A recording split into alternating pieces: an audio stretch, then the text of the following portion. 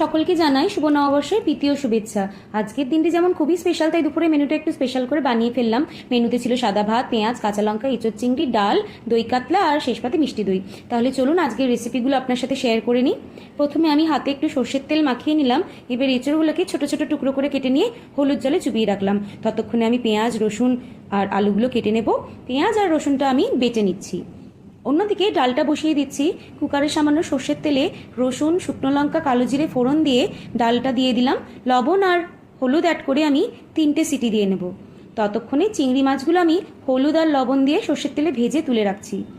সেই তেলে এবার এঁচোড় আর আলুগুলো আমি হলুদ আর লবণ দিয়ে ভেজে তুলে নেব। যতক্ষণ আমি এঁচোড় আলুটা ভাজছি ততক্ষণ হলুদ মাখিয়ে রাখলাম আর নুন মাখিয়ে রাখলাম মাছে, ভেজে ওটা তুলে রাখবো। এবার দেখতে দেখতে এঁচোড় আলুটা ভাজা হয়ে গেছে। আমি তেলের মধ্যে এলাচ, জিরে, শুকনো লঙ্কা, লবঙ্গ, দারচিনি অ্যাড করলাম। তার সাথে সামান্য পেঁয়াজ, রসুন বাটা, আদা বাটা, হলুদ, জিরে গুঁড়ো, ধনে গুঁড়ো, কাশ্মীরি রেড চিলি পাউডার আর লবণ দিয়ে মিশিয়ে নিচ্ছি।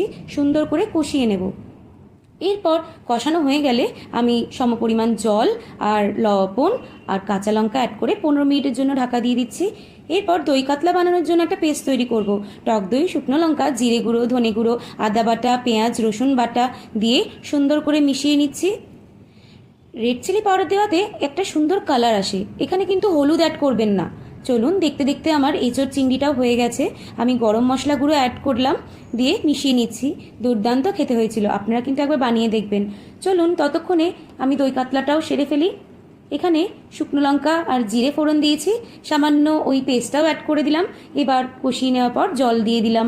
তারপর মাছগুলো দিয়ে আমি সুন্দর করে 15 থেকে 20 মিনিটের জন্য এটা দমে বসিয়ে দেবো, ধীরে ধীরে হোক।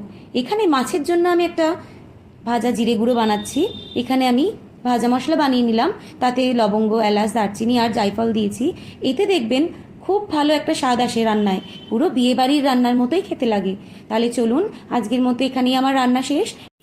আজকে তাহলে কে কী রান্না করলেন, তাদের মেনুতে কী ছিল, আপনারা কিন্তু আমাকে কমেন্ট করে জানাতে ভুলবেন না। তাহলে চলুন আজকের মতো সবাইকে টাটা।